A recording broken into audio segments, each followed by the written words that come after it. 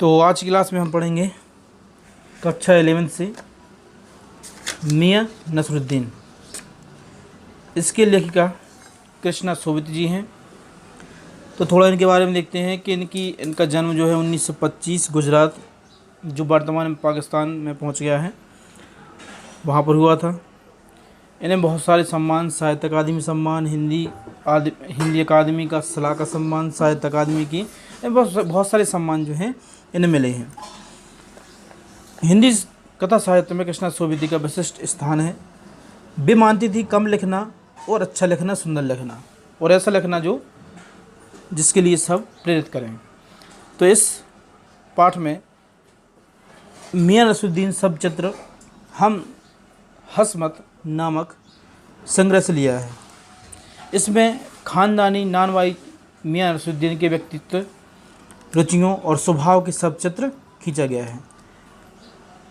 इनसे मतलब है कि जो पहले कलाएं होती थी, जैसे रोटी बनाई कला है, तो ये इन कलाओं के बारे में क्या उनका महत्व था, आज उनका वर्तमान में क्या स्थान बचा है, उनके बारे में इस पाठ में पढ़ने मिलेगा।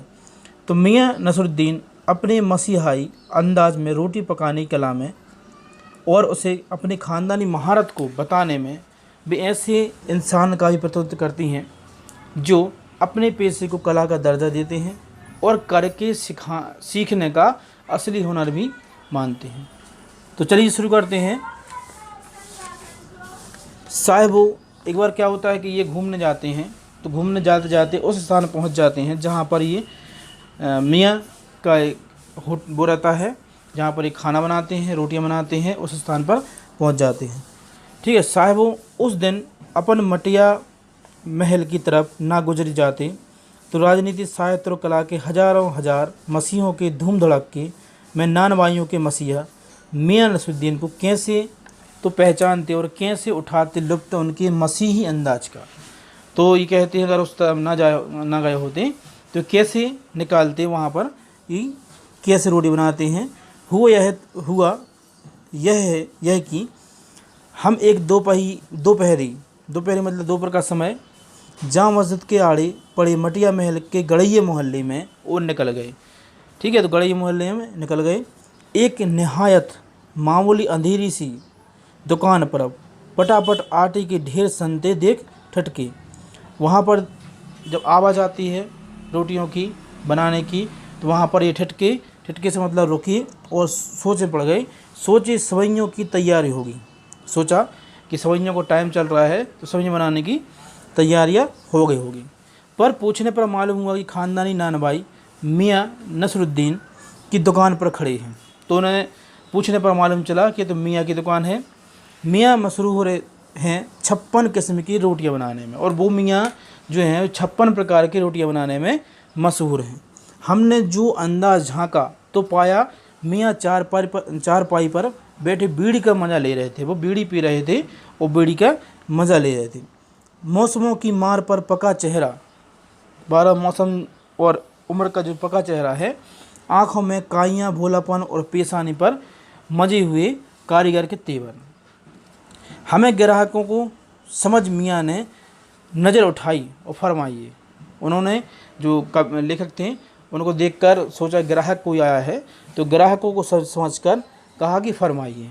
झिझक से कहा आपने कुछ एक सवाल पूछने थे, आपको वक्त हो तो। मियां नसरुद्दीन ने आंसर दिया। फिर इस बात पर मियां ने आंसर दिया सवाल पूछने पर कि मियां नसरुद्दीन ने पंच हजारी अंदाज से सिर हिलाया। एक अंदाज वहाँ का जो चलता था उस सिर हिलाया। निकाल लेंगे वक्त थोड़ा, पर यह तो कहिए आपको पूछना क्या है। तो उसके पूछने पर ये कहा कि निकाल तो लेंगे हम वक्त उत्तर देने का, पर ये बताइए कि आपको प्रश्न क्या पूछना है। फिर घूमकर देखा और जोड़ा, मियाँ कहीं अखबार नवासी तो नहीं है। तो मियाँ जो थे, जो नानवाइयों के नाम से फेमस थे, उनने फिर सोचा कि ये जो पूछने वाले हैं ऐसा तो नहीं है कि ये अखबार से ताल्लुक़ रखते हों, अखबार से संबंध रखते हों, अखबार वालों से। तो यह तो खोजियों की खुरापात है। हम तो अखबार बनाने वाले और अखबार पढ़ने वाले को ही निठल्ला समझते हैं। ये समझते हैं कि अखबार वालों को कोई काम नहीं रहता है और उनका पूछ पूछ कर सबको परेशान भी करते हैं। हाँ, कामकाजी आदमी को इससे क्या काम है। खैर, आपने यहाँ तक आने की तकलीफ़ उठाई है तो पूछिए क्या पूछना चाहते हैं, क्या सवाल है आपका। तो जो लेखक थे उन्होंने आंसर दिया। पूछना यह था कि किस्म किस्म की रोटी पकाने का इल्म आपको कहाँ से हासिल हुआ। ये जो तरीका है ये कहाँ से हासिल हुआ, आपको किसने सिखाया, क्या सीखा आपने। तो मियाँ नसरुद्दीन ने आँखों की कंची पर हम पर फेर दिए। कंची से मतलब आँखों की जो नज़र जो है वो इन पर फेर दी। फिर तरेर कर बोले, तरेर का मतलब आँखों को बढ़ाकर बोले, क्या मतलब। पूछी साहब नानबाई, इल्म लेने कहीं और जाएगा। नानबाई जो है मसीहा, वो इल्म लेने कहीं और कैसे जाएगा। क्या नगीना साज के पास, कमेंट में कहा क्या नगीना साज के पास, क्या नगीना साज के पास, क्या मीना साज के पास, क्या आईना साज के पास, या रफूगर के पास रंगरेज या टेली तबोली से सीखने जाएगा। क्या फरमा दिया साहब, यह तो हमारी ख़ानदानी पेशा ठहरा। हाँ, इल्म की बात पूछिए तो जो कुछ भी सीखा अपने वालिद उस्ताद से ही सीखा। मतलब यह है कि हम घर से ना निकलें तो कि कोई पेशा अख्तियार करेंगे। जो बाप दादा का हुनर था वही उनसे पाया, और वालिद मरहूम कि उठ जाने पर आ बैठे उन्हीं के ठिए पर। तो उन्हें कहने का मतलब है कि जो बाप दादा से इन्होंने हुनर पाया उसी को आगे बढ़ाते रहे। साथ में जब इनके मरहूम वालिद यानी इनके पिता जो हैं वो मरहूम, वो मतलब मृत हो चुके थे, मर चुके थे, उनके बाद उन्हीं के ठिए पर उन्हीं की जगह पर आ बैठे। आपके वालिद मियाँ नसरुद्दीन की आंखें लम्हा कर किसी मुट्ठी में गुम हो गईं। लगा गहरी सोच में है। फिर सिर उठाया, हिलाया कि आंखों के आगे चेहरा जिंदा हो गया हो। हाँ, हमारे वालिद मशहूर थे, उनको अपने पिता की याद आती है। वो कहते हैं कि हाँ, हमारे वालिद भी मशहूर थे, मियाँ बरकत शाही नानबाई गड़िए वाले के नाम से। और उनके वालिद यानी हमारे दादा साहब थे आला नानबाई मियाँ कल्लन। तो मियाँ कल्लन जो इनके दादा थे और इनके पिता जो है वो बरकत शाही नानबाई गड़िए वाले के नाम से प्रसिद्ध थे। आपको इन दोनों में से किसी की भी कोई नसीहत याद हो तो बताएं। इन दोनों में से किसी की भी नसीहत अगर याद हो तो बताएं। नसीहत काहे को मियाँ, काम करने से आता है, नसीहतों से नहीं। तो उन्होंने कहा काम जो है वो करने से आता है, नसीहतों से नहीं, सिखाने से नहीं, और ये याद रखने से नहीं आता। काम करोगे तो वही काम जो है धीरे धीरे आप उसी काम को सुधार लेंगे और सुधारते ही जाएंगे। वजह फरमाइए, पर यह तो बताइए कि जब हमने मुट्ठी की और इशारा किया इस काम में लगे तो वालिद साहब ने सीख के तौर पर कुछ तो कहा होगा। तो आपके वालिद साहब ने, सभी लोग जो हैं उस सिखाने के उद्देश्य से और एक शिक्षा के उद्देश्य से कुछ कहते हैं, तो वही कहते हैं लेखक कि कुछ ना कुछ आपने भी तो कहा होगा, कुछ ना कुछ आपके वालिद ने आपसे कहा होगा। तो नसरुद्दीन साहब ने जल्दी 2-3 कस खींचे, फिर गला साफ किया और बड़े अंदाज से बोले, अगर आपको कुछ कहलवाना ही है तो बताएं, दिए देते हैं कि आप जानो। जब बच्चा उस्ताद के यहाँ पढ़ने बैठता है, उस्ताद कहता है कह आलिफ, बच्चा कहता है आलिफ, कह बी तो बच्चा कहता है बी, कह जीम तो बच्चा कहता है जीम। इस बीच उस्ताद जोर से एक हाथ सिर पर धरता है और सागर चुपचाप परवान करता है। जो उस्ताद जो है, उस्ताद से मतलब यहाँ पर गुरु होता है। तो गुरु जो कहता है उसका शिष्य जो है, तो शिष्य जो गुरु कहता जाता है उसको शिष्य भी कहता भी जाता है और अपनाना जाता है। इसके अलावा वो कुछ और नहीं पूछता। समझे साहब, एक तो पढ़ाई ऐसी और दूसरी बात बीच में छोड़ सामने से गुजरते मीर साहब को आवाज़ दे डाली, कहो भाई मीर साहब, सुबह ना आना हुआ पर क्यों। मीर साहब ने सिर हिलाया, मियाँ अभी लौट के आते हैं तो बतावेंगे। आप दूसरी पढ़ाई की बाबत कुछ कह रहे थे। तो फिर उनसे बात करते हुए फिर लेखक से कहते हैं कि आप कुछ कह रहे थे। इस बार मियाँ नसरुद्दीन ने यूँ सिर हिलाया कि शुक्रात हो। हाँ, एक दूसरी पढ़ाई भी होती है, सुनिए। अगर बच्चे को भेजा मदरसे में तो बच्चा ना कच्ची में बैठेगा ना पक्की में, ना दूसरी में, और जा बैठा तीसरी में। हम यह पूछेंगे कि उन तीनों जमातों में क्या हुआ इन उन 3 क्लासों में। उन 3 क्लास में नहीं बैठा बच्चा, एक एग्जाम्पल देते हुए कहते हैं कि उन 3 क्लास में अगर बच्चा नहीं बैठा है, अगर सीधा वो तीसरी क्लास में बैठ जाता है, तो अगर हम इसके पहले वाली कक्षा में पूछेंगे क्या हुआ है, तो अपना ख्याल था कि मियां नसरुद्दीन नानवाई अपने बात को निचोड़ भी निकालेंगे, पर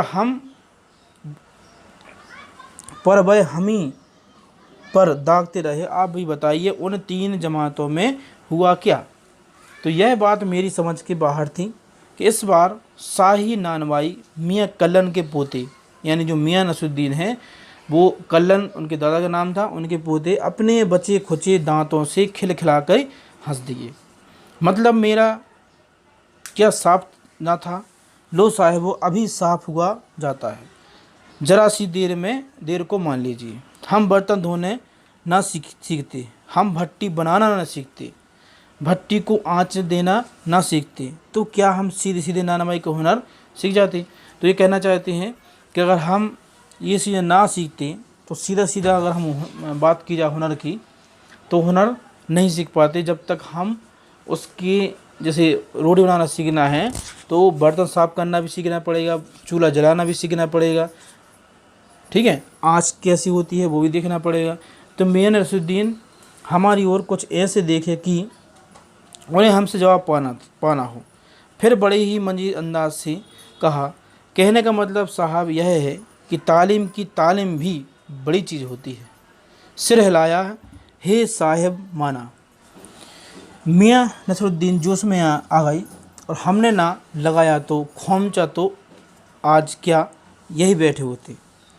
अगर वो कहते हैं अगर हमने ये कुछ ना किया होता तो हम रोटी बनाना सीख जाते, पर चूल्हा बनाना नहीं सीखते, चूल्हे में आग लगाना नहीं सीखते, चूल्हे से रोटी बनाना नहीं सीख पाते। मियाँ को खोमचे वाले दिनों में भटकते देख हमने बात का रुख मोड़ा। आपने ख़ानदानी नानवाई होने का जिक्र किया है, क्या यही और भी नानवाई हैं? अगर नानवाई से मतलब होता है रोटी बनाने का बादशाह, शहंशाह, तो क्या और भी यहाँ पर है? तो मियाँ ने घूरा, बहुत तेरे और पर खानदानी नहीं। तो उन्होंने कहा बहुत है यहाँ पर वो खानदानी नहीं जो पहले से बनाना सीखते हो। सुनिए, दिमाग में चक्कर काट गई एक बात। हमारे बुजुर्गों ने, बादशाह सलामत ने यूँ कहा, मियाँ नानवाई कोई नई चीज़ खिला सकती हो। जो वहाँ के बादशाह थे और नई चीज़ खिलाने को कहा, तो उन्होंने उत्तर दिया कि हुक्म कीजिए जहाँ पना। बादशाह सलामत ने फरमाया, कोई ऐसी चीज़ बनाओ जो ना आग से पके ना पानी से बने। क्या उनसे ऐसी चीज़ बनी थी? फिर लेखक ने आंसर दिया, क्या उनसे ऐसी चीज़ बनी थी जब तुम्हारे जहाँ पना ने कहा था? क्यों ना बनती साहब, बनी और बादशाह सलामत को खूब पसंद भी आई और खूब उनको सराहा। लगा हमारा आना कुछ रंग लाया है। बेसब्री से पूछा, वह पकवान क्या था? कोई ख़ास सी चीज़ होगी? मियाँ कुछ देर तक सोचने पड़े। सोचा पकवान पर रोशनी डालने को है कि नसरुद्दीन साहिबा बड़ी रुखाई से बोली। उन्होंने बड़ी रुखाई से मतलब गुस्से करते हुए बोली, यह हम ना बताएंगे, बस आप इतना समझ लीजिए कि एक कहावत है ना कि खानदानी नानवाई कुएं में भी रोटी पका सकता है। कुएं में पानी रहता है पर उसमें भी रोटी पका सकता है अगर खानदानी है वो नानवाई, खानदानी रोटी बनाने वाला है। कहावत जब भी गढ़ी गई है हमारे बुजुर्गों से कर्तव्य पर ही पूरी उतरती है, यानी इनके बुजुर्ग जो थे उन पर ही पूरी उतरती है। मज़ा लेने के लिए टोका, कहावत यह सच्ची भी है कि नहीं है? मियाँ ने तरेरा और क्या झूठी है? तो उन्होंने कहा तरेरा मतलब उन्हें गुस्से में देखा और कहा क्या कहावत झूठी होती हैं? कहीं ना कहीं वो सच होता है, कहीं ना कहीं वो घटित हो चुका होता है, इसलिए तो कहावत बनती है। आप ही बताइए रोटी पकाने में झूठ क्या? मियाँ ने तरेरा और कहा झूठी। आप ही बताइए रोटी पकाने में झूठ का क्या काम? झूठ से रोटी पकेगी?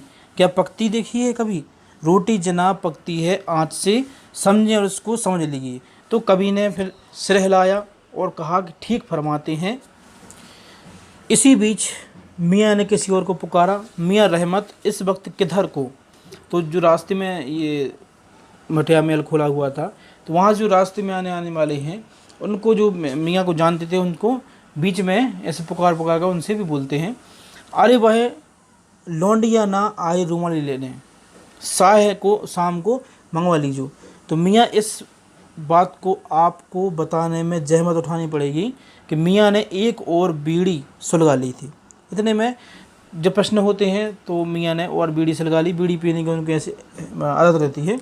सो कुछ फुर्ती पा गए थे, पूछिए, अरे बात तो पूछिएगा, जान तो ना लेवेंगे। बात ही पूछेंगे, जब बात आपस में होती है तो कहते हैं बात ही पूछेगा, जान तो नहीं लेंगे।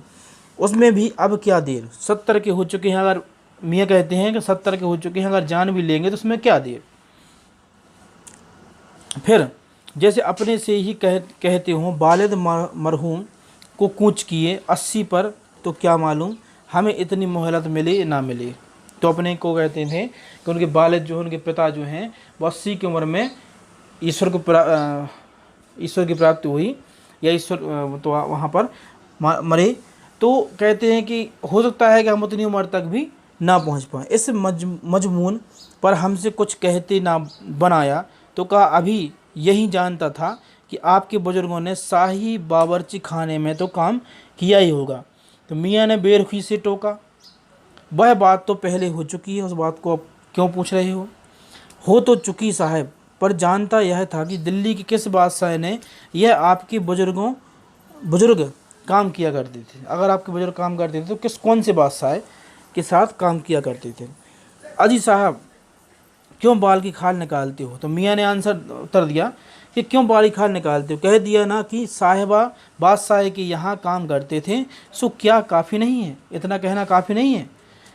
हम खिसियानी हंसी हंसे, और तो काफ़ी तो है, पर जरा नाम लेते तो उससे वक्त से मिला देते, वक्त से मिला लेते खूब, पर किसे मिलाते जनाब, आप वक्त से मियाँ हंसे जैसे हमारी खिल्ली उड़ाते हों। वक्त से वक्त को किसी ने मिलाया है आज तक। तो ये कहते हैं वक्त से वक्त को किसी ने नहीं मिलाया है तो नाम मिला पाते। खैर पूछिए किसका नाम जानना चाहते हैं, दिल्ली के बादशाही का ना, तो उनका नाम कौन नहीं जानता, जहाँ अपना बादशाह सलामत ही ना। तो बातों बातों में उनका आंसर देते हैं कि बादशाह सलामत की बात की जा रही है। कौन है बादशाह जफर की। मियाँ ने खींचकर कहा। अब उनके बादशाह के बारे में पूछा कि कौन से बादशाह है, उनका नाम कौन है वो। तो मियाँ ने खींचकर कहा, फिर अलट पलट के वही बात लिख लीजिए, बस यही नाम, आपको कौन बादशाह का नाम चिट्ठी रुकवा भेजना है। कहते हैं कि अगर बादशाह का नाम चाहिए था, बादशाह का नाम दे दिया है, तो और पता क्या जानना आपको, क्या चिट्ठी भेजना है वहाँ पर कि डाक खाने वालों के लिए सही नाम पता ही ज़रूरी है। हमें बेटर अपनी तरफ देखते पाया तो सिर हिलाकर अपने कारीगर से बोले, अरे ओ बब्बन मियाँ, भट्टी सुलगा दो तो हम काम से निपटें। तो बातों बातों में इनका उत्तर देते हुए फिर अपने जो काम करते हैं वहाँ पर उनसे बोलते हैं। मियाँ ने रुखाई से जैसे फाँक ही काट दी हो। तो ऐसे ही लेखक ने पूछ दिया कि बब्बन मियाँ कौन है। तो उनको और गुस्सा आती है, अपने कारीगर और कौन होंगे, कारीगर होंगे और कौन होंगे, मन में पूछ लें, आपके बेटे बेटियां हैं। पर मियाँ नसरुद्दीन के चेहरे पर किसी दबे हुए अधड़ के आसार दिख रहे थे। मजमून न छेड़ने पर फैसला किया, ऐसे ही कहा, इतना ही कहा। तो लेखक कहते हैं कि इनके बेटे के बारे में पूछा जाए, बहू के बारे में पूछा जाए।